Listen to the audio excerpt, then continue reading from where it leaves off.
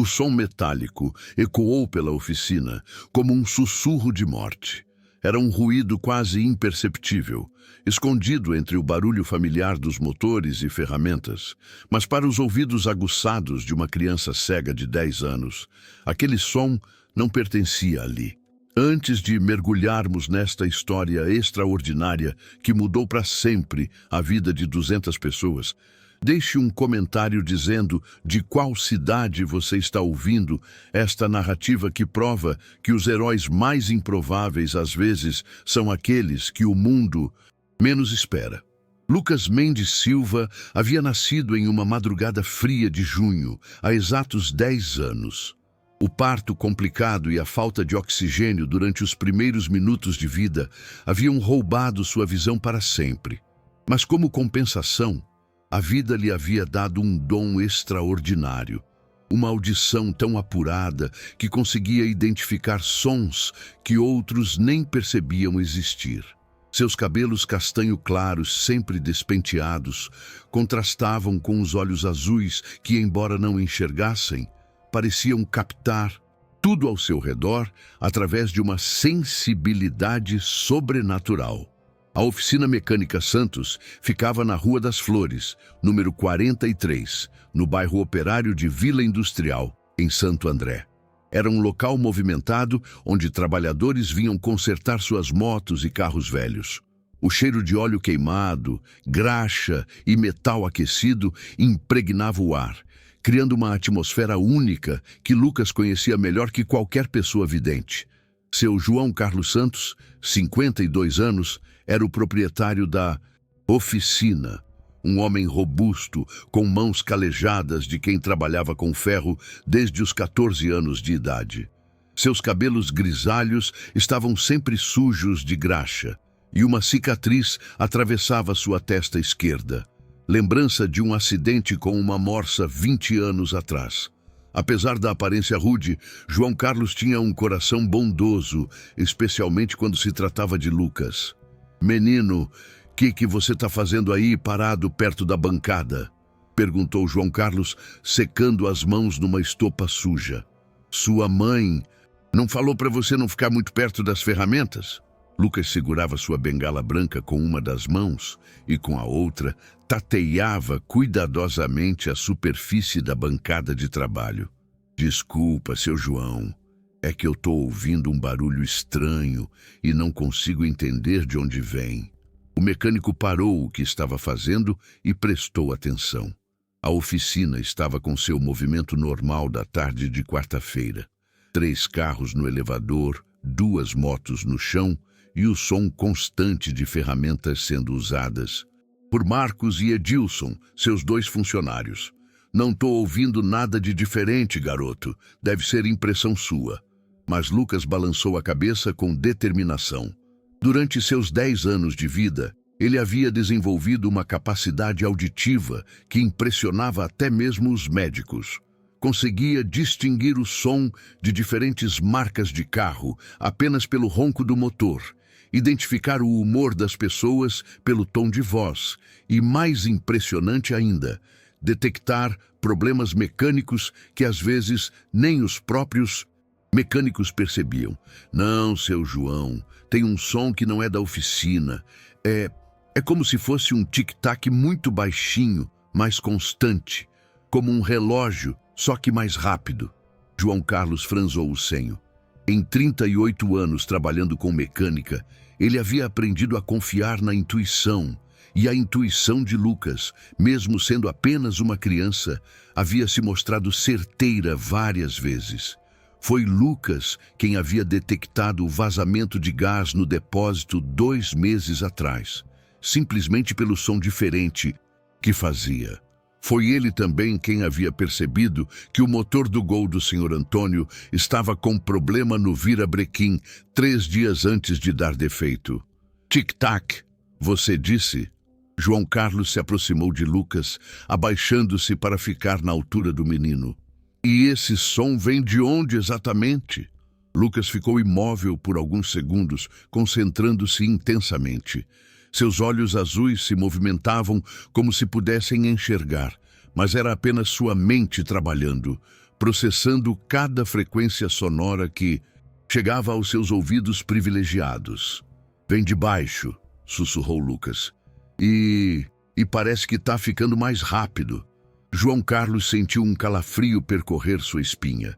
Depois de décadas lidando com máquinas, ele sabia que quando algo fazia um som diferente do normal, geralmente não era boa coisa. E se Lucas estava ouvindo algo que ele não conseguia detectar, então a situação poderia ser mais séria do que imaginava. "Lucas, eu quero que você saia da oficina agora", disse João Carlos, sua voz assumindo um tom de urgência que o menino nunca havia ouvido antes. "Vai lá fora e fica na calçada. Não volta até eu te chamar." "Mas, seu João, o que foi? Aconteceu alguma coisa?" "Só vai, menino. Confia em mim." Lucas obedeceu relutantemente, tateando com a bengala até encontrar a porta da oficina. O som de suas sandálias contra o chão de concreto ecoou pelo ambiente até desaparecer quando ele saiu para a rua. João Carlos então fez algo que não fazia há anos.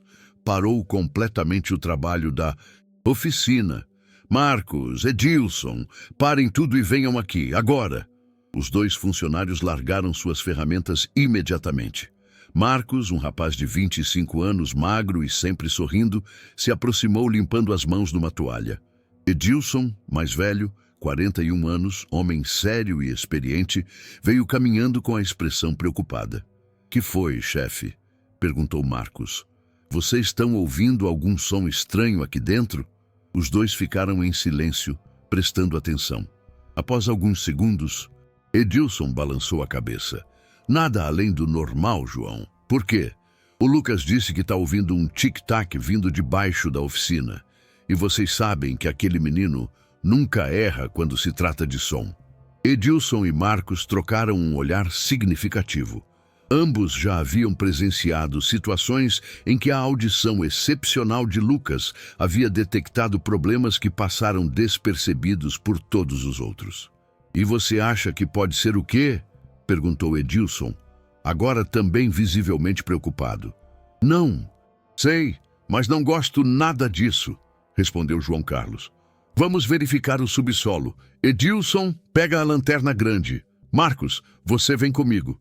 A oficina havia sido construída sobre um porão que João Carlos usava como depósito de peças antigas e ferramentas que raramente utilizava. O acesso era feito por uma escada de madeira estreita que descia por uma abertura no fundo da oficina, próxima ao banheiro. Os três homens desceram cuidadosamente. O porão era úmido e mal iluminado, com cheiro de mofo e metal oxidado. Caixas de papelão empilhadas ocupavam a maior parte do espaço, junto com pneus velhos, radiadores enferrujados e um motor de Fusca que João Carlos guardava há anos com a intenção de reformar. "Tá ouvindo agora?" sussurrou Marcos. João Carlos fez sinal para que todos ficassem em silêncio absoluto. E então, no silêncio do porão, eles finalmente ouviram. Era exatamente como Lucas havia descrito, um tic-tac baixo, constante e que parecia estar acelerando gradualmente. "Meu Deus!" murmurou Edilson. "O menino estava certo. E tá vindo dali", disse João Carlos, apontando a lanterna em direção ao canto mais escuro do porão, onde algumas caixas grandes estavam empilhadas contra a parede. Os três se aproximaram cautelosamente. João Carlos moveu algumas caixas, revelando algo que fez seu sangue gelar. Um dispositivo eletrônico do tamanho de uma caixa de sapatos, com fios coloridos conectados a algo que parecia um cronômetro digital. "Que porra é essa?" disse Marcos, esquecendo-se da educação. Edilson, que havia servido o exército na juventude, reconheceu imediatamente o que estavam vendo. "João, a gente precisa sair daqui agora." "Isso é uma bomba." O mundo parou por um segundo. As palavras de Edilson ecoaram no porão úmido como um grito de morte. João Carlos sentiu as pernas fraquejarem, mas a experiência de décadas trabalhando sob pressão o manteve focado. "Tem certeza?" perguntou com a voz trêmula. "Tenho. Vi uma parecida no treinamento militar. Essa merda vai explodir e vai levar a oficina toda para o espaço." João Carlos olhou para o cronômetro digital. Os números vermelhos marcavam 00:04:27 e continuavam decrescendo. 4 minutos e 27 segundos. Em menos de 5 minutos, tudo pelo que ele havia trabalhado a vida inteira seria destruído. E não apenas isso, a força da explosão poderia atingir as casas vizinhas, a escola que ficava a 200 metros dali, o posto de gasolina da esquina. Marcos, liga para o corpo de bombeiros agora. Edilson, ajuda a tirar todo mundo da rua. Eu vou... Você vai sair daqui comigo, interrompeu Edilson firmemente. Não tem nada que a gente possa fazer com essa coisa. Isso é trabalho para especialista. Mas João Carlos sabia que não haveria tempo. Mesmo que os bombeiros chegassem imediatamente, ainda levariam pelo menos 10 minutos para organizar uma equipe de desarmamento de explosivos. O cronômetro agora marcava 00:03:52. Lá fora, Lucas continuava na calçada, mas sua audição privilegiada captava a agitação dentro da oficina. Ele ouviu passos apressados, vozes alteradas e o som inconfundível de pessoas correndo. Mais importante ainda, o tic-tac que havia detectado anteriormente agora estava mais nítido, mais urgente. E então Lucas percebeu algo que os adultos no porão não haviam notado. Havia outro som, um som ainda mais sutil, quase imperceptível, que vinha de uma direção diferente. Era como se houvesse 2 dispositivos fazendo tic-tac, mas em frequências ligeiramente diferentes. Sem hesitar, Lucas entrou novamente na oficina, guiando-se pela memória e pela audição. Ele conhecia cada centímetro daquele lugar, cada obstáculo, cada ferramenta em seu lugar habitual. Lucas, o que você está fazendo aqui? Gritou a voz de João Carlos vinda do porão. Eu mandei você ficar lá fora. Seu João, gritou Lucas de volta. Tem outro igual, mas está em lugar diferente. O silêncio que se seguiu foi ensurdecedor. Depois, o som de passos pesados subindo rapidamente a escada de madeira. Como assim tem outro? João Carlos apareceu no porão ofegante, seguido por Edilson e Marcos. Eu estou ouvindo 2 sons de tic-tac, explicou Lucas rapidamente. Um vem de baixo onde vocês estavam, mas tem outro que vem dali. Ele apontou em direção ao fundo da oficina, próximo à parede que fazia divisa com o posto de gasolina. Edilson empalideceu. Se tem uma bomba perto do posto de gasolina... Ele não precisou terminar a frase. Todos compreenderam imediatamente a gravidade da situação. Uma explosão próxima aos tanques de combustível poderia causar uma reação em cadeia que devastaria todo o quarteirão. João Carlos pegou uma alavanca e começou a afastar os equipamentos que estavam encostados na parede indicada por Lucas. Ali, escondido atrás de um compressor de ar velho, estava outro dispositivo idêntico ao primeiro. 2 minutos e 15 segundos, leu Marcos, olhando o cronômetro digital do segundo artefato. Por que alguém faria isso? Murmurou João Carlos, mais para si mesmo do que para os outros. Isso agora não importa, disse Edilson. O que importa é que a gente tem 2 minutos para descobrir como desarmar essa merda ou tirar todo mundo daqui. Lucas, que havia permanecido concentrado durante toda a conversa, de repente levantou a mão pedindo silêncio. Tem mais. O quê? Disseram os 3 homens ao mesmo tempo. Tem mais barulho de tic-tac. Não são só 2. Tem pelo menos mais um, talvez 2. A realidade da situação atingiu todos como um soco no estômago. Não se tratava de uma bomba ou 2. Era um ataque coordenado, planejado para causar o máximo de destruição possível. E Lucas, com sua audição extraordinária, era a única pessoa capaz de localizar todos os dispositivos. João Carlos tomou a decisão mais difícil de sua vida. Marcos, liga para os bombeiros, polícia, todo mundo. Fala que é ataque terrorista. Edilson, começa a tirar as pessoas das casas vizinhas. Eu vou ficar aqui com o Lucas. João, você enlouqueceu? Protestou Edilson. Isso aqui vai virar um inferno em 2 minutos. E se a gente não localizar todos os dispositivos, vai morrer muito mais gente, retrucou João Carlos. O Lucas é nossa única chance. Naquele momento, o menino cego de 10 anos, que muitos consideravam apenas uma criança com deficiência, se transformou na pessoa mais importante daquela situação desesperadora. Sua audição privilegiada era a única coisa que se interpunha entre a vida e a morte de centenas de pessoas inocentes. Lucas, disse João. Carlos, ajoelhando-se ao lado do menino, eu preciso que você seja meu herói hoje. Consegue me dizer exatamente onde estão os outros barulhos de tic-tac? Lucas fechou os olhos, um hábito que havia desenvolvido para concentrar-se melhor, e ficou imóvel por alguns segundos que pareceram eternos. Quando abriu os olhos novamente, havia neles uma determinação que não combinava com sua idade. Consigo, seu João, mas a gente tem que ser rápido. Os tic-tacs estão ficando mais rápidos e isso não pode ser coisa boa. O cronômetro digital marcava 1 minuto e 43 segundos quando Lucas fechou os olhos novamente e se concentrou como nunca havia feito em sua vida.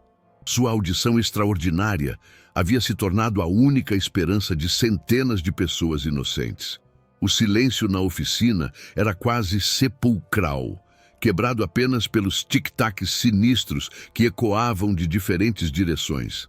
Ali, sussurrou Lucas, apontando para o canto nordeste da oficina, próximo à entrada. Tem outro tic-tac vindo, daquele lado, e... Ele hesitou, inclinando a cabeça como um cachorro farejador. Tem mais um, bem fraquinho, vindo de cima. João Carlos sentiu o mundo girar ao seu redor. 4 dispositivos explosivos em sua oficina, programados para detonar em menos de 2 minutos. E Lucas, um menino cego de 10 anos, era a única pessoa capaz de localizá-los. Marcos! Gritou João Carlos. Esquece os bombeiros. Liga pro gate, pro BOP, para quem entende de bomba. Fala que tem ataque terrorista na Rua das Flores, 43! Marcos disparou para o telefone, discando números com dedos trêmulos. Edilson já havia saído correndo para alertar os vizinhos, gritando para que evacuassem suas casas imediatamente. Lucas, disse João Carlos, ajoelhando-se ao lado do menino. Onde exatamente está o barulho que vem de cima? Lucas apontou para o teto, bem acima do local, onde costumavam guardar os pneus novos. Lá em cima, seu João. Mas o som está mais fraco, como se tivesse alguma coisa entre a gente e o... Barulho! João Carlos olhou para cima e sentiu o sangue gelar. Acima do depósito de pneus havia um pequeno sótão que ele usava para guardar documentos antigos e peças que raramente precisava. Se havia uma bomba lá em cima, ela poderia causar o colapso de todo o teto, esmagando qualquer pessoa que estivesse na oficina. E o que está ali no canto? Perguntou, referindo-se ao quarto dispositivo que Lucas havia detectado. O menino caminhou cuidadosamente em direção ao local indicado, usando sua bengala para tatear o caminho. João Carlos o acompanhou, observando como Lucas se movia com uma precisão impressionante, mesmo sob pressão extrema. Aqui, disse Lucas, parando próximo a uma pilha de caixas de papelão que continham filtros de óleo. O tic-tac está vindo de trás dessas caixas. João Carlos começou a mover as caixas rapidamente, revelando outro dispositivo idêntico aos anteriores. O cronômetro digital marcava 1 minuto e 12 segundos. Meu Deus! Murmurou João Carlos. Quem faria uma coisa dessas e por quê? A resposta veio na forma de uma voz gelada que ecoou pela oficina. Porque vocês viram o que não deviam ter visto. João Carlos e Lucas se viraram simultaneamente. Na entrada da oficina estava um homem alto, magro, vestindo um terno escuro e óculos de sol, apesar de ser meio da tarde. Suas mãos enluvadas seguravam uma pistola que apontava diretamente para eles. Quem é você? Perguntou João Carlos, instintivamente colocando-se na frente de Lucas. Meu nome não importa, respondeu o homem com sotaque estrangeiro. O que importa é que vocês descobriram nosso depósito. Que depósito? João Carlos tentava ganhar tempo, esperando que Marcos conseguisse contato com as autoridades. O subsolo da sua oficina, mecânico. Vocês acham que escolhemos este local por acaso? Há 6 meses abrimos um túnel que conecta seu porão ao banco da esquina. Hoje à noite faríamos o maior roubo da história desta cidade. As peças do quebra-cabeça começaram a se encaixar na mente de João Carlos. Os ruídos estranhos que alguns clientes haviam mencionado nos últimos meses. O fato de sua conta de energia elétrica ter aumentado sem explicação. As marcas de terra fresca que ele havia notado no porão algumas semanas atrás, mas que havia atribuído a vazamentos. E as bombas? Perguntou João Carlos. Era para ser nosso plano de fuga, explicou o homem friamente. Explodir a oficina para encobrir nossas pegadas e eliminar qualquer evidência do túnel. Ninguém iria suspeitar de um acidente numa oficina mecânica. Lucas, que havia permanecido em silêncio, de repente levantou a cabeça com expressão alarmada. Seu João, os tic-tacs estão ficando muito rápidos. E tem mais uma coisa. O que é, Lucas? Tem gente vindo. Muita gente. Eu estou ouvindo passos correndo na nossa direção. O homem do terno olhou nervosamente para a rua, onde sirenes começavam a soar ao longe. Impossível. Como vocês conseguiram? O menino, interrompeu João Carlos, com um orgulho feroz na voz. Esse menino cego conseguiu ouvir suas malditas bombas, e agora toda a polícia da cidade está vindo para cá. A expressão do homem mudou da confiança para o pânico. 50 segundos, murmurou, olhando para um relógio em seu pulso. Em 50 segundos, esta oficina vira um buraco no chão, com ou sem vocês dentro. Mas Lucas não estava prestando atenção na ameaça. Sua audição excepcional havia captado algo mais. Seu João, tem uma coisa estranha. Os tic-tacs não estão todos iguais. 3 deles estão acelerando, mas um está diferente. Como assim diferente? O que está lá em cima, no sótão? Ele não está seguindo o mesmo ritmo dos outros. É como se fosse uma música diferente. João Carlos franziu o senho, tentando entender o que Lucas queria dizer. Então, uma possibilidade terrível passou por sua mente. Lucas, você acha que pode ser o que mesmo? Eu acho, disse Lucas lentamente, que o que está lá em cima não é igual aos outros. É maior, muito maior. O homem do terno empalideceu. Como esse moleque cego pode saber? Suas palavras foram interrompidas pela entrada súbita de Edilson, seguido por 2 policiais militares que apontavam suas armas para o criminoso. "Larga a arma!" gritou um dos policiais. "Agora!" O homem hesitou por 1 segundo, depois atirou a pistola no chão. "Vocês não entendem", disse desesperadamente. "Em 30 segundos este lugar vai pelos ares. Preciso parar a sequência." "Como?" perguntou João Carlos. "Há um controle mestre no túnel. Posso desativar todas as bombas de uma vez, mas preciso chegar lá." Um dos policiais pegou o homem pelo braço. "Onde fica esse túnel?" "No porão. Há uma passagem secreta atrás das prateleiras de metal." 20 segundos, gritou Marcos, que havia voltado correndo do telefone. Todos desceram rapidamente para o porão. O homem correu até uma prateleira que João Carlos sempre achara que estava fixada na parede e a empurrou para o lado, revelando uma abertura escura. "Ali", disse o homem, apontando para o túnel.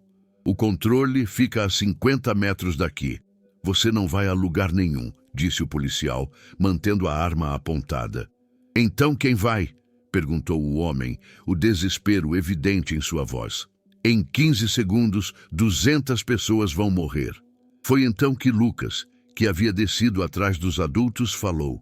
"Eu vou." "O quê?" disseram todos ao mesmo tempo. "Eu conheço túneis melhor que qualquer um", explicou Lucas calmamente. "Não preciso de luz para me mover.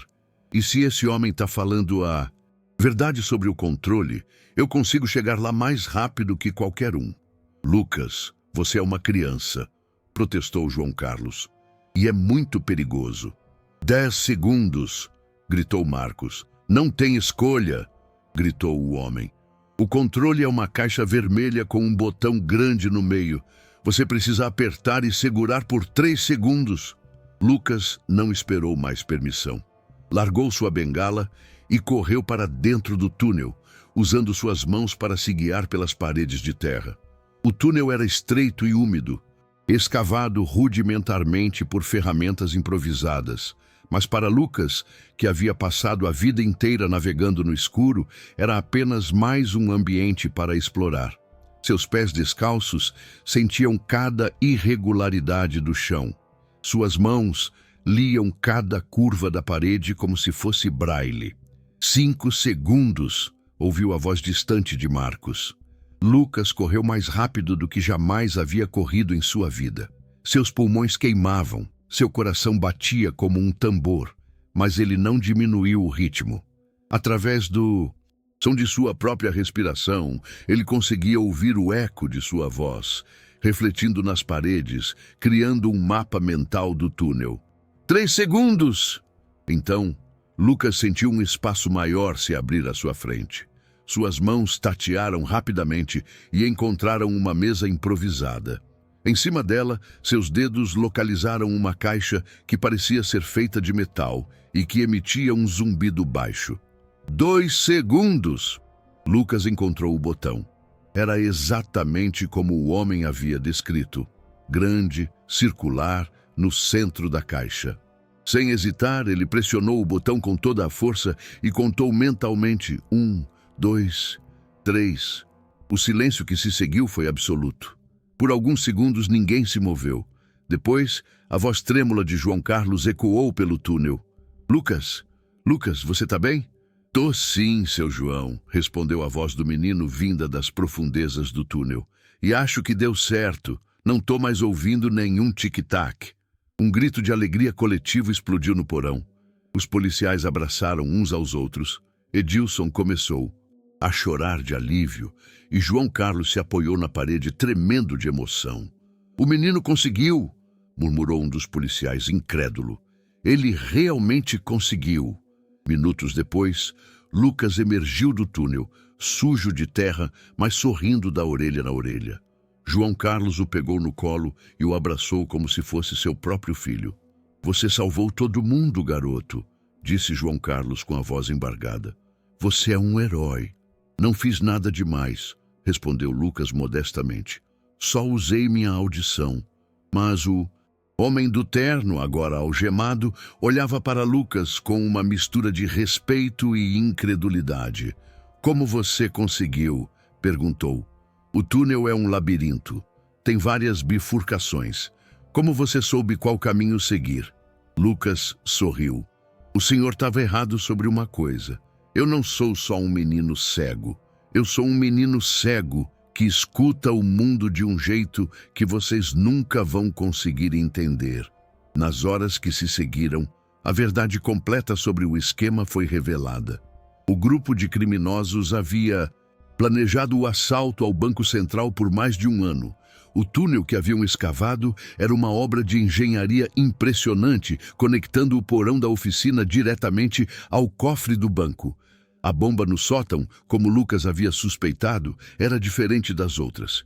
Era um dispositivo muito mais potente, projetado para causar o colapso de todo o quarteirão, eliminando qualquer evidência do túnel e matando qualquer testemunha. 200 pessoas vivem e trabalham neste quarteirão, explicou o delegado, responsável pelo caso para os jornalistas que se aglomeraram do lado de fora da oficina. Se essas bombas tivessem explodido, estaríamos lidando com a maior tragédia da história da cidade. E tudo foi evitado por um menino de 10 anos? Perguntou uma repórter. Não apenas um menino, corrigiu o delegado. Um menino com uma capacidade auditiva extraordinária e uma coragem ainda mais extraordinária. Lucas, que estava sendo entrevistado por outra emissora, falava com a naturalidade de quem acabara de fazer algo rotineiro. Minha avó sempre dizia que Deus tira de um lado e põe do outro. Ele tirou minha visão, mas me deu ouvidos que funcionam melhor que os da maioria das pessoas. Você não teve medo de entrar naquele túnel? Perguntou o repórter. Tive sim, admitiu Lucas. Mas tinha muita gente que podia morrer se eu não fizesse nada. E seu João sempre me ensinou que a gente tem que ajudar as pessoas quando pode. João Carlos, que ouvia a entrevista, sentiu os olhos se encherem de lágrimas novamente. Aquele menino que aparecera em sua oficina 3 anos atrás como um garoto tímido e assustado, havia se tornado o herói mais improvável que ele poderia imaginar. A história de Lucas correu rapidamente pelos noticiários locais e nacionais. Menino cego salva 200 vidas, foi a manchete dos principais jornais. Programas de televisão disputaram entrevistas exclusivas. Ofertas de patrocínio e doações começaram a chegar de todo o país. Mas o que mais impressionava as pessoas não era apenas o fato de Lucas ter detectado as bombas, mas a forma como ele havia lidado com toda a situação. Sem pânico, sem hesitação, com uma maturidade que fazia adultos experientes se sentirem humilhados. Ele não se vê como uma pessoa com deficiência, explicou a psicóloga infantil que foi chamada para avaliar o bem-estar de Lucas após o evento traumático. Ele se vê como uma pessoa com habilidades diferentes, e isso faz toda a diferença. 3 dias depois dos eventos na oficina, Lucas estava de volta à sua rotina normal.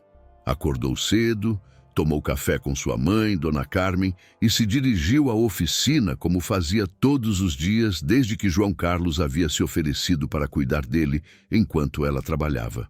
Mas a oficina estava diferente. Além dos mecânicos habituais, havia policiais, engenheiros e técnicos trabalhando para selar permanentemente o túnel que os criminosos haviam escavado. "Lucas!" gritou Marcos quando viu o menino aparecer na porta. "Nosso herói chegou!" Lucas sorriu, timidamente.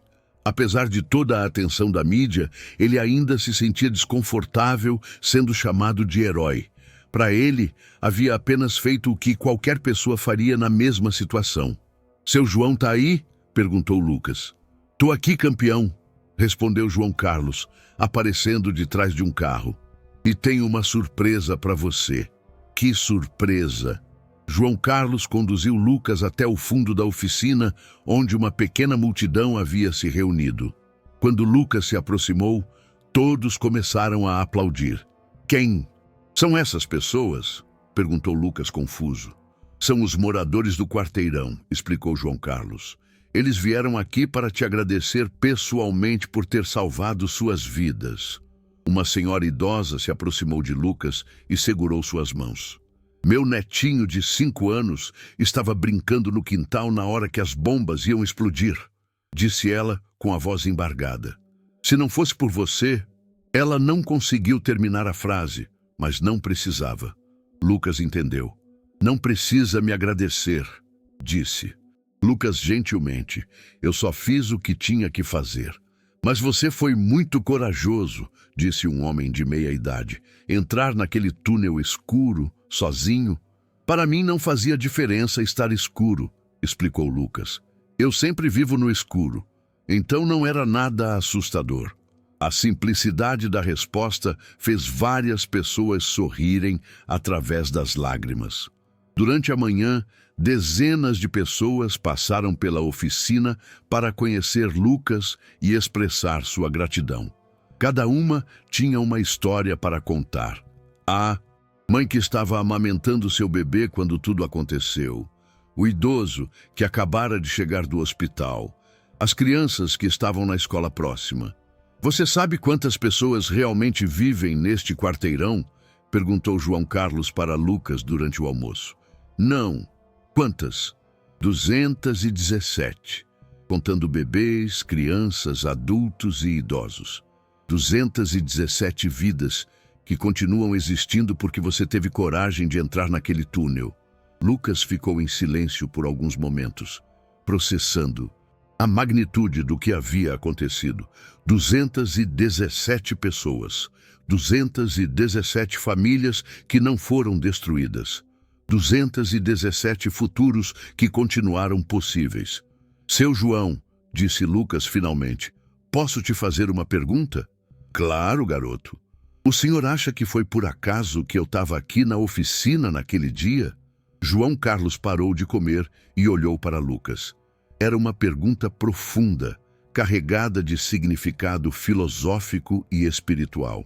Não, Lucas, respondeu João Carlos, após uma longa pausa. Eu não acho que foi acaso. Eu acho que você estava aqui porque era seu destino estar aqui. Porque você era a única pessoa no mundo que podia fazer o que você fez. É o que eu penso também, disse Lucas sorrindo. Minha avó sempre dizia que Deus não faz nada por acaso. Talvez ele tenha me feito cego justamente para que eu pudesse ouvir o que outras pessoas não conseguem ouvir. À tarde, uma delegação oficial chegou à oficina. O prefeito da cidade, acompanhado por vereadores e representantes do governo estadual, veio pessoalmente entregar a Lucas uma medalha de honra ao mérito. Lucas Mendes Silva, declarou o prefeito solenemente, em reconhecimento ao seu ato extraordinário de coragem e heroísmo que resultou na salvação de centenas de vidas inocentes, esta cidade tem a honra de lhe conceder o título de cidadão honorário e a medalha de mérito extraordinário. A medalha era pesada, feita de bronze polido, com uma gravação em braille que dizia: para o menino que ouviu o que ninguém podia ouvir e salvou o que todos amavam. Lucas segurou a medalha em suas mãos, sentindo o peso e a textura. Para ele, era mais do que um reconhecimento oficial. Era a prova tangível de que sua diferença não era uma limitação, mas um dom. Obrigado, disse Lucas simplesmente. Mas eu gostaria de dedicar esta medalha a todas as pessoas que me ensinaram que ser diferente não significa ser menos. Especialmente ao seu João, que me ensinou que todo mundo tem algo especial para oferecer ao mundo. O aplauso que se seguiu durou 5 minutos. Não havia um olho seco entre as pessoas presentes. Naquela noite, quando a oficina finalmente ficou vazia e Lucas estava em casa com sua mãe, ele refletiu sobre os eventos extraordinários dos últimos dias. Havia descoberto que sua audição excepcional, que às vezes o fazia se sentir diferente e isolado, era, na verdade, seu superpoder. Ele havia salvado 217 vidas. Havia se tornado um herói nacional. Havia provado que as limitações físicas não determinam o que uma pessoa pode alcançar. Mas mais importante que tudo isso, ele havia descoberto seu propósito na vida. 6 meses haviam se passado desde aquele dia que mudou para sempre a vida de Lucas Mendes Silva e de 217 pessoas. O menino cego havia se tornado uma figura conhecida nacionalmente, mas nada havia preparado ele e João Carlos para a descoberta chocante que estava prestes a vir à tona. Uma descoberta que revelaria que aquele atentado havia sido apenas a ponta de um iceberg muito mais sinistro e perigoso. Era uma manhã de sexta-feira quando tudo começou a desmoronar novamente. Lucas estava na oficina, como sempre fazia desde que sua mãe começara a trabalhar meio período na escola do bairro. Ele havia desenvolvido o hábito de ajudar João Carlos, organizando ferramentas pequenas e peças, uma atividade que lhe dava propósito e o fazia sentir-se útil. Seu João, disse Lucas de repente, parando de organizar as chaves inglesas. Tem um carro se aproximando da oficina. João Carlos, que estava com a cabeça enterrada no motor de uma Kombi antiga, levantou os olhos. E daí, garoto? Sempre tem carro chegando aqui. Não, esse é diferente, insistiu Lucas, inclinando a cabeça para escutar melhor. O motor está fazendo um barulho estranho e tem mais de uma pessoa dentro, muitas pessoas. A experiência dos últimos meses havia ensinado João Carlos a nunca duvidar da audição extraordinária de Lucas. O mecânico limpou as mãos na estopa e caminhou até a porta da oficina para observar a rua. O que ele viu o fez gelar o sangue. Um sedã preto com vidros escuros estava estacionando bem em frente à oficina. O motor realmente fazia um ruído irregular, como Lucas havia detectado, Mas o que mais chamou a atenção de João Carlos foram as placas diplomáticas, com letras que ele não conseguia identificar. "Lucas", disse João Carlos em voz baixa, "vem aqui para perto de mim. Agora." O menino obedeceu. Imediatamente, sentindo pela tensão na voz de João Carlos que algo não estava certo.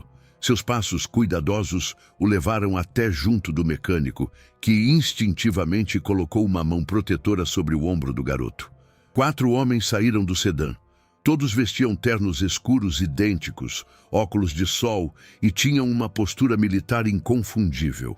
O mais alto deles, um homem de aparência eslava com cicatrizes visíveis nas mãos, se dirigiu diretamente para a oficina. "Senhor João Carlos Santos?", perguntou. O homem em português, com sotaque carregado. "Sou eu", respondeu João Carlos, mantendo a voz firme, apesar do nervosismo crescente. "Em que posso ajudá-los?" O homem sorriu, mas era um sorriso frio, sem qualquer calor humano. "Meu nome é Dmitry Volkov. Represento certos interesses internacionais. Precisamos conversar sobre os eventos que ocorreram aqui há 6 meses. Os eventos já foram investigados pela polícia", disse João Carlos. "Caso encerrado." "Ah, mas aí é que você se engana", retrucou Dmitry, entrando na oficina sem ser convidado. Seus 3 companheiros o seguiram, espalhando-se estrategicamente pelo espaço.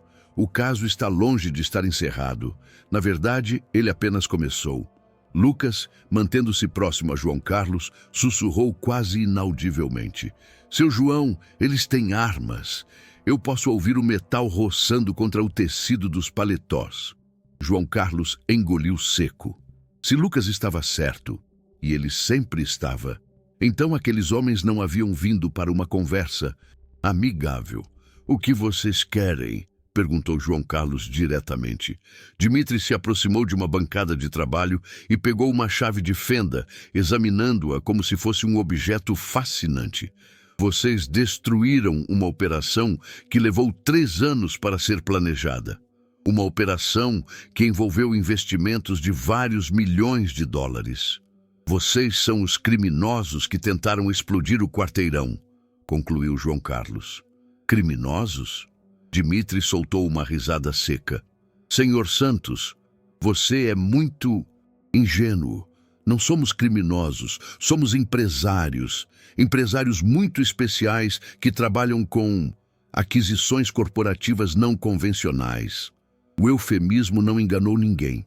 João Carlos compreendeu imediatamente que estava lidando com uma organização internacional de criminosos muito mais sofisticada do que havia imaginado. "E o que isso tem a ver comigo e com o Lucas?" "Tudo", respondeu Dmitry, agora brincando com a chave de fenda entre os dedos. "Porque vocês 2 são a única razão pela qual nossa operação falhou. E agora vocês vão nos ajudar a recuperar o que perdemos." Lucas deu um passo à frente, surpreendendo a todos. "Nós não vamos ajudar vocês em nada", disse com uma firmeza que não combinava com seus 10 anos de idade. Dmitry olhou para o menino cego com uma expressão que misturava diversão e desdém. "Ah, o pequeno herói, o garoto cego que salvou 200 vidas. Você sabe, menino, que você se tornou bastante famoso em nossos círculos." "Lucas, não fala nada", murmurou João Carlos, mas Dmitry continuou, aproximando-se perigosamente do menino. "Sua habilidade auditiva é impressionante. Nossos empregadores ficaram muito curiosos sobre como alguém tão jovem poderia detectar dispositivos que nossos melhores técnicos garantiram serem inaudíveis." "Seus empregadores?", perguntou João Carlos. "Oh, sim, nós trabalhamos para pessoas muito poderosas. Pessoas que não gostam de perder dinheiro. E graças a vocês 2, elas perderam muito dinheiro." Um dos outros homens, que havia permanecido em silêncio próximo à porta, falou pela primeira vez. "Boss, alguém está vindo." Dmitry olhou pela janela e franziu o senho. "Quem é?" "Uma mulher jovem. Está vindo a pé." João Carlos reconheceu imediatamente quem era. Carmen, a mãe de Lucas, voltando mais cedo do trabalho para pegar o filho. Essa é a mãe do menino, disse Dimitri, consultando o que parecia ser um dossiê. Carmen Silva, professora primária, viúva, 28 anos.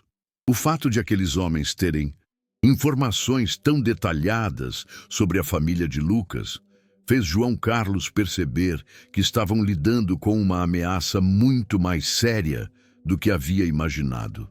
"O que vocês querem de verdade?" perguntou João Carlos. "Simples", respondeu Dimitri. "Queremos que o menino use sua habilidade especial para nos ajudar em nossa próxima operação. Em troca, garantimos que vocês e a mãe dele continuem vivos e saudáveis." "Nunca", disse Lucas imediatamente. Dimitri sorriu mais uma vez, aquele sorriso gelado e cruel. "Menino, você não entende a gravidade da situação. Não estamos pedindo, estamos informando." Nesse momento, Carmen entrou na oficina com seu sorriso habitual. "Oi, seu João. Oi, meu amor", disse ela, dirigindo-se a Lucas. Mas seu sorriso desapareceu imediatamente quando viu os 4 homens de terno. "Mãe!" gritou Lucas, correndo em direção a ela. Um dos homens de Dimitri deu um passo em direção a Carmen, mas João Carlos se interpôs rapidamente. "Deixa ela em paz. Se vocês querem alguma coisa, falem comigo." "Na verdade", disse Dimitri calmamente, "é melhor assim. Agora temos toda a família reunida." Carmen abraçou Lucas protetivamente, seus olhos percorrendo os rostos dos estranhos com crescente alarme. "João, quem são essas pessoas?" "São pessoas muito perigosas, Carmen", respondeu João Carlos honestamente. "E eles querem usar o Lucas para alguma coisa ilegal." "Usar meu filho?" A voz de Carmen subiu uma oitava. "Vocês estão loucos se acham que vou permitir isso." Dimitri acenou com a cabeça para um de seus homens, que discretamente mostrou uma pistola escondida sob o paletó. "Senhora Silva, sugiro que mantenha a calma. Não queremos que ninguém se machuque desnecessariamente." Foi nesse momento que Lucas ouviu algo que os adultos não conseguiram detectar. O som característico de sirenes policiais ainda muito distantes, mas se aproximando. "Seu João", sussurrou Lucas, "a polícia tá vindo." Dimitri, que havia ouvido o sussurro, ordenou imediatamente: "Saímos agora. Todos." "Não vamos a lugar nenhum", disse João Carlos firmemente. "Oh, mas vão sim", retrucou Dimitri, fazendo um sinal para seus homens. "Porque se não vierem conosco voluntariamente, nossa próxima parada será a escola onde trabalham 23 crianças inocentes sob a supervisão da senhora Silva." A ameaça foi clara e eficaz. Carmen empalideceu, compreendendo que aqueles homens estavam dispostos a fazer mal a crianças inocentes para conseguir o que queriam. "Tá bem", disse Carmen, com a voz trêmula. "O que vocês querem que a gente faça? Venham conosco, agora." Mas Lucas havia ouvido mais do que sirenes se aproximando. Sua audição excepcional havia detectado algo que mudaria completamente o rumo daquela situação. Passos militares coordenados vindo de múltiplas direções. "Seu João", sussurrou Lucas urgentemente, "não são só policiais vindo. Tem soldados, muitos soldados, e eles estão cercando o quarteirão." Dimitri, que havia começado a empurrar o grupo em direção à porta, parou abruptamente. "Como você pode saber isso?" "Porque eu sei a diferença entre o som de sapatos de polícia e botas militares", respondeu Lucas com uma confiança que surpreendeu até ele mesmo. "E também sei a diferença entre carros normais e veículos blindados. E tem pelo menos 3 veículos blindados se posicionando ao redor da oficina." O rosto de Dimitri mudou da confiança para a preocupação. Ele puxou um rádio comunicador do bolso e falou rapidamente em uma língua que João Carlos não conseguiu identificar. A resposta que veio do outro lado o fez empalidecer. "Impossível", murmurou Dimitri. "Como eles souberam?" Foi então que uma voz amplificada ecoou pela rua. "Atenção! Ocupantes do prédio na Rua das Flores, 43. Vocês estão cercados por forças especiais do Exército Brasileiro e agentes da Polícia Federal. Saiam com as mãos vazias e levantadas. Dmitri e seus homens trocaram olhares nervosos. Era óbvio que não haviam planejado para aquela eventualidade. Como eles descobriram que estávamos aqui? Perguntou um dos homens de Dmitri. A resposta veio de uma fonte inesperada. Lucas. Porque vocês foram burros, disse o menino cego com uma serenidade surpreendente. Acharam que eu só consigo ouvir coisas dentro de prédios? Do que você está falando, garoto? Eu ouvi vocês planejando isso, explicou Lucas calmamente. Ontem à noite, vocês estavam num carro estacionado na rua de trás da minha casa. Vocês falaram sobre vir aqui hoje. Falaram sobre usar eu e minha mãe como reféns. E falaram sobre uma operação maior que estão planejando para o fim de semana. João Carlos olhou para Lucas com admiração crescente. Você ouviu tudo isso e não me contou? Eu contei, sim, respondeu Lucas. Ontem à noite liguei para o Sargento Moraes, aquele policial que me ajudou no caso das bombas. Contei tudo para ele. Dmitri agora estava visivelmente nervoso. Você não pode ter ouvido nossa conversa. Estávamos a mais de 100 metros de distância. O senhor não entende, disse Lucas, um pequeno sorriso aparecendo em seu rosto. Eu não ouço só com os ouvidos. Eu ouço com todo o meu corpo. Vibração viaja através do chão, pelas paredes, pelo ar. À noite, quando tudo fica quieto, eu consigo ouvir conversas que acontecem a 3 quarteirões de distância. A revelação deixou todos os adultos presentes em choque. Nem mesmo João Carlos havia compreendido completamente a extensão das habilidades auditivas de Lucas. Além disso, continuou Lucas, vocês cometeram outro erro.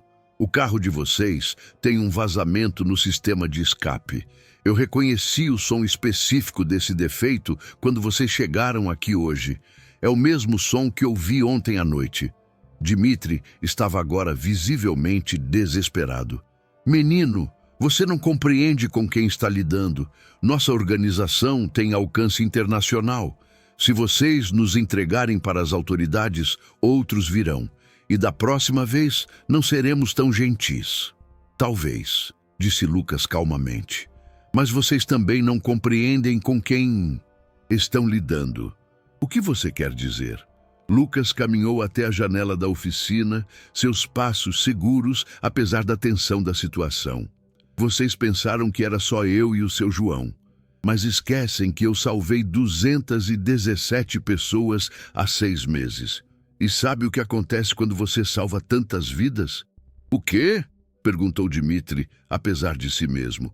Você ganha 217 famílias que fariam qualquer coisa para te proteger. Como se fosse um sinal, vozes começaram a gritar do lado de fora. Deixem o Lucas em paz. Não mexam com nosso herói. Protejam o menino. João Carlos olhou pela janela e ficou emocionado com o que viu. Dezenas de moradores do quarteirão estavam se reunindo na rua, formando uma barreira humana entre a oficina e qualquer rota de fuga possível.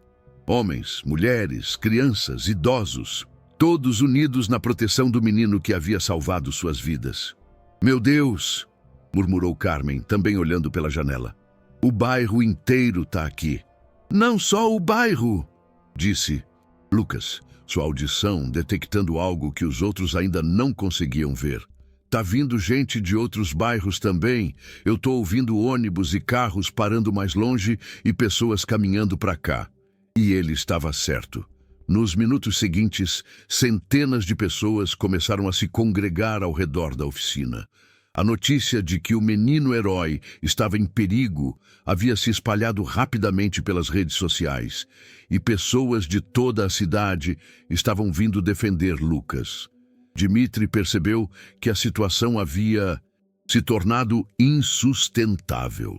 Isso não termina aqui, disse ele ameaçadoramente.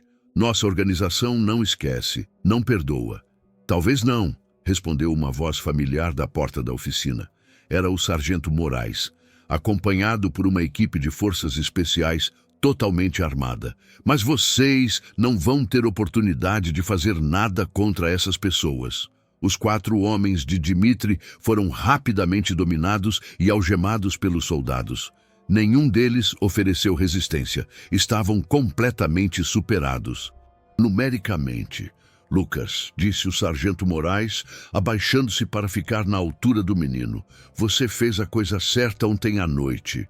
Suas informações nos permitiram identificar essa organização e interceptar comunicações que revelaram algo muito maior.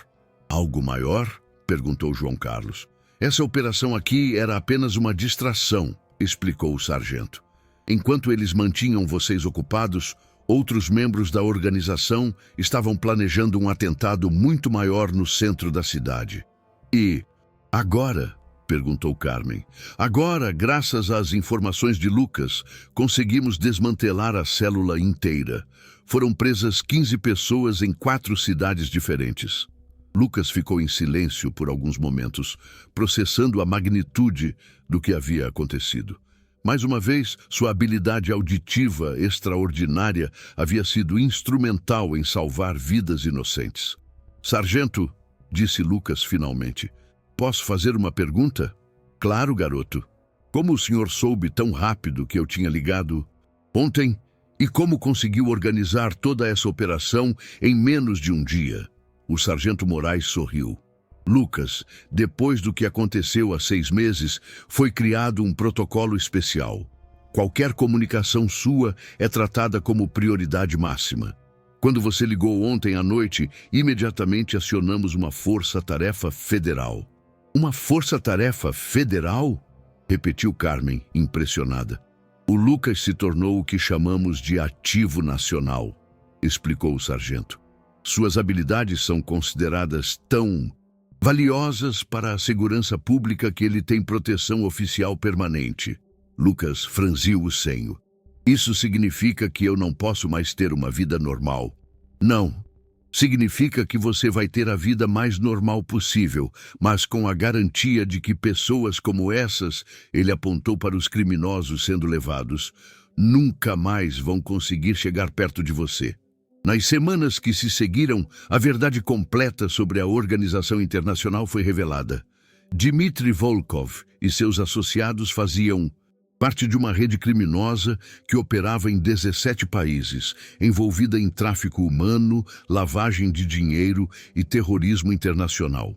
O atentado frustrado na oficina 6 meses antes havia sido apenas uma operação lateral para financiar atividades muito maiores. O verdadeiro objetivo da organização era desestabilizar economias nacionais através de ataques coordenados a instituições financeiras. Vocês salvaram muito mais do que 200 vidas, explicou o delegado federal responsável pelo caso durante um briefing com João Carlos, Lucas e Carmen. As informações obtidas através da prisão dessa célula nos permitiram alertar autoridades internacionais e evitar ataques planejados para 6 países diferentes. Quantas pessoas seriam afetadas? Perguntou Carmen. Estimamos que os ataques planejados poderiam ter resultado na morte de milhares de pessoas e prejuízos econômicos na casa dos bilhões de dólares. Lucas ficou quieto durante quase toda a reunião, mas no final fez uma pergunta, que surpreendeu todos os adultos presentes. E agora? O que acontece comigo? Como assim, filho? Perguntou João Carlos. Bem, disse Lucas pensativamente. 2 vezes eu me envolvi em situações perigosas por causa da minha audição. E das 2 vezes acabei salvando muitas pessoas. Será que isso vai continuar acontecendo? O delegado federal trocou um olhar significativo com o sargento Moraes. Lucas, sua habilidade é realmente extraordinária.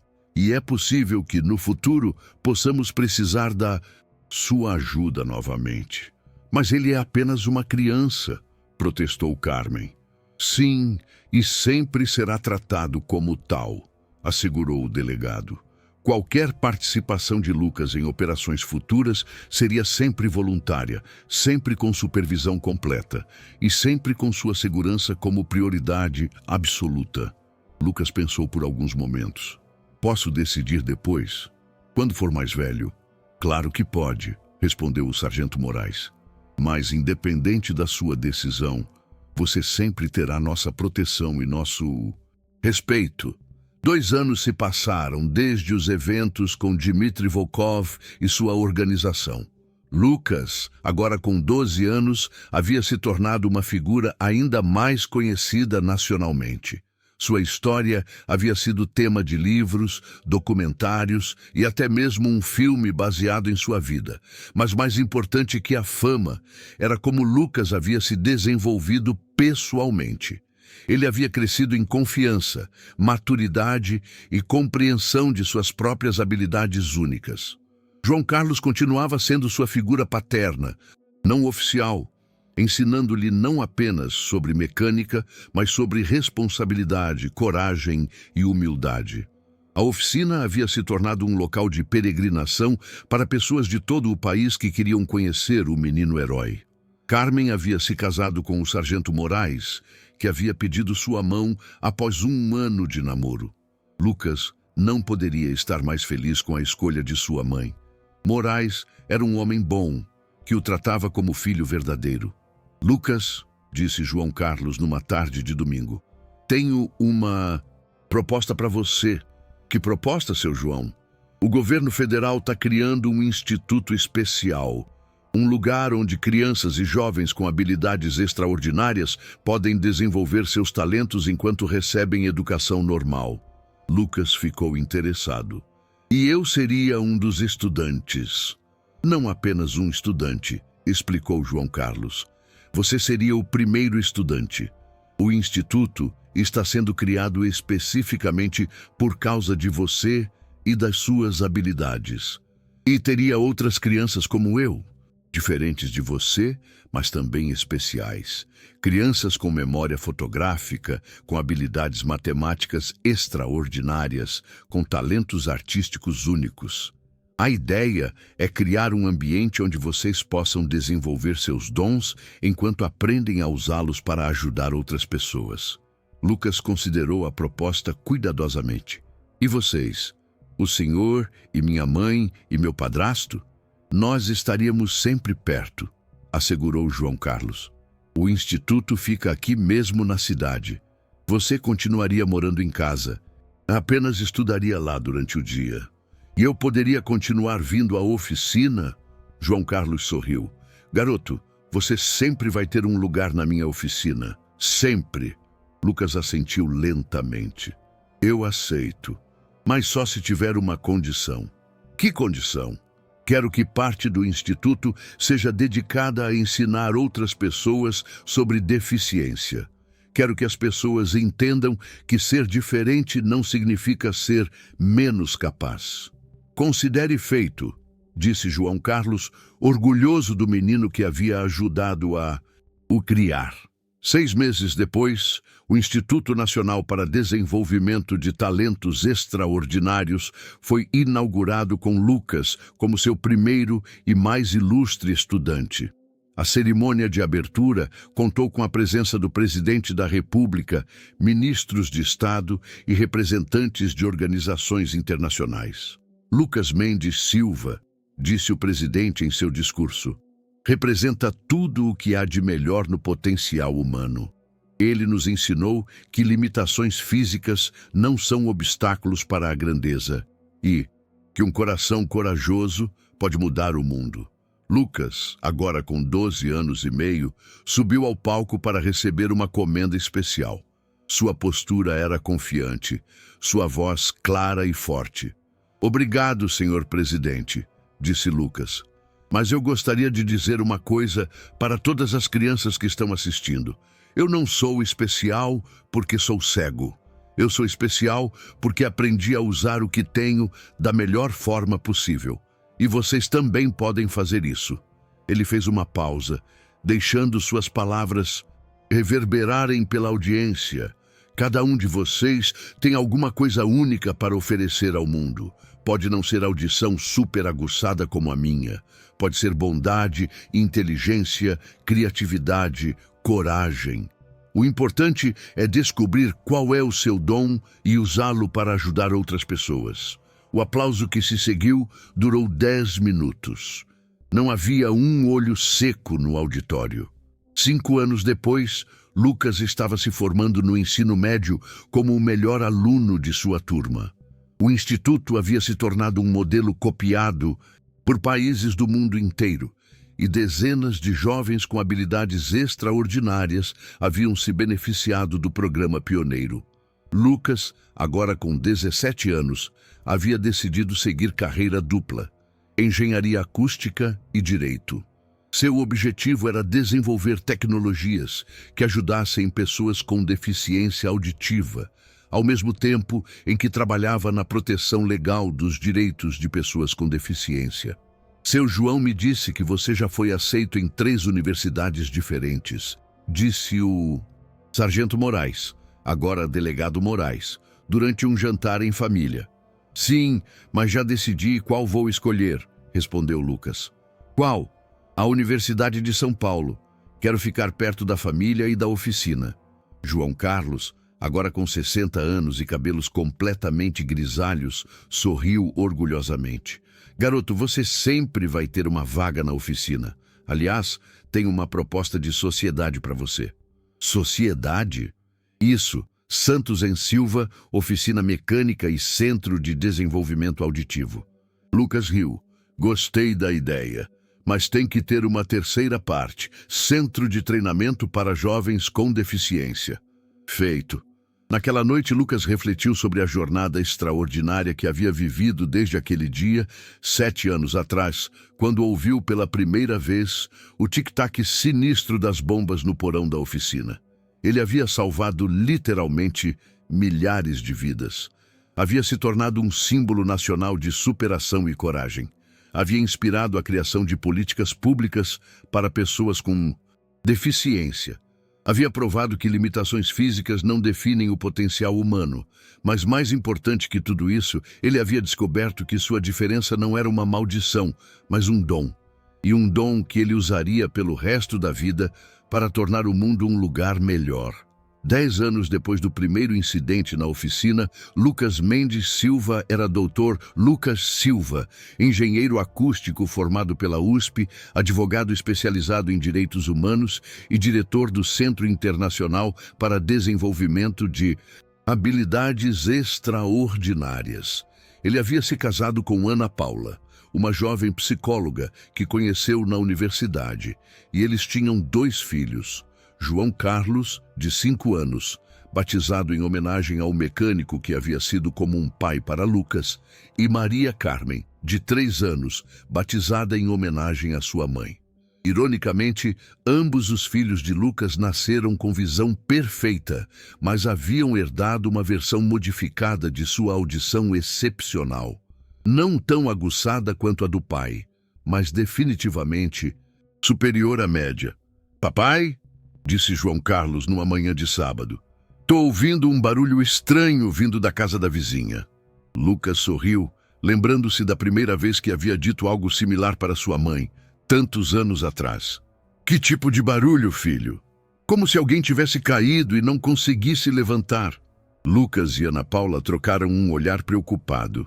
A vizinha era Dona Rosa, uma senhora de 82 anos que morava sozinha. Vamos dar uma olhada, disse Lucas, pegando a mão do filho. Encontraram Dona Rosa caída na cozinha, consciente, mas incapaz de se levantar devido a uma fratura no quadril. Se não fosse pela audição aguçada de João Carlos, ela poderia ter ficado lá por horas até que alguém percebesse sua ausência. Parece que o dom vai continuar na família, disse Ana Paula, enquanto esperavam a ambulância chegar. Parece que sim, concordou Lucas. E espero que nossos filhos aprendam o mesmo que eu aprendi, que ter habilidades especiais significa ter responsabilidades especiais. Naquela tarde, enquanto brincava com seus filhos no quintal, Lucas ouviu um som familiar, o motor irregular de um carro antigo. Era João Carlos, agora com 70 anos, chegando para o churrasco de domingo que haviam planejado. Seu João! Gritaram as crianças correndo para abraçar o homem que consideravam avô. Oi, meus netinhos! respondeu João Carlos, abraçando as crianças com o mesmo carinho que sempre havia demonstrado por Lucas. Durante o almoço, João Carlos contou mais uma vez a história de como havia conhecido Lucas, de como um menino cego havia salvado 200 vidas e se tornado o herói mais improvável que ele poderia imaginar. E a moral da história, disse João Carlos, olhando para seus netos, é que todo mundo tem alguma coisa especial dentro de si. Às vezes demora para descobrir o que é, mas quando descobre, pode mudar o mundo. Pequeno João Carlos levantou a mão. Vovô João, eu quero ser igual ao papai quando crescer. Não, meu filho, disse Lucas gentilmente. Você não quer ser igual a mim. Você quer ser a melhor versão de você mesmo. E confie em mim. Isso vai ser muito mais extraordinário do que qualquer coisa que eu já fiz. Enquanto o sol se punha sobre Santo André naquele domingo tranquilo, Lucas refletiu sobre a jornada incrível que sua vida havia sido. De um menino cego e tímido, ele havia se tornado um homem confiante que usava suas habilidades únicas para ajudar outros. Ele havia provado que heroísmo não tem idade, que coragem não depende de capacidades físicas e que, às vezes, as pessoas mais improváveis são capazes dos atos mais extraordinários. Sua história havia inspirado legislação nacional sobre direitos de pessoas com deficiência. Havia resultado na criação de programas educacionais copiados mundialmente. Havia salvado milhares de vidas direta e indiretamente. Mas para Lucas, a verdadeira vitória era mais simples. Ele havia encontrado seu propósito na vida. E esse propósito era usar seus dons únicos para tornar o mundo um lugar melhor para todos. Enquanto ouvia as risadas de seus filhos brincando com João Carlos, Lucas sorriu. Sua jornada de herói havia começado com sons impossíveis que apenas ele conseguia ouvir. E agora, anos depois, ele continuava ouvindo coisas que outros não conseguiam. O potencial extraordinário que existia dentro de cada pessoa, esperando apenas a oportunidade certa para se manifestar. A história de Lucas Mendes Silva havia provado que não importa quais obstáculos a vida coloque em nosso caminho. O que importa é como escolhemos enfrentá-los. E, às vezes, as pessoas que o mundo considera diferentes são exatamente as pessoas que o mundo mais precisa. Se você chegou até o final desta história extraordinária, deixe um comentário contando de qual cidade você ouviu esta narrativa de superação e heroísmo. E lembre-se, dentro de você também existe um herói esperando a oportunidade certa para aparecer. Às vezes, tudo o que precisamos é da coragem de ouvir o impossível e agir quando ninguém mais consegue.